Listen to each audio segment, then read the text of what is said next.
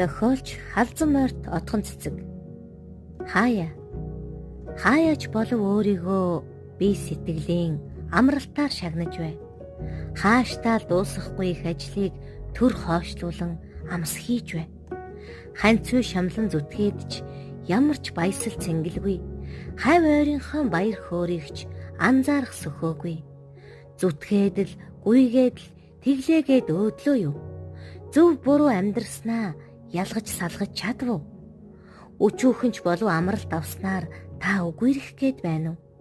Өөртөө хайртай байснаар та хүнээс урвсан гэж үү?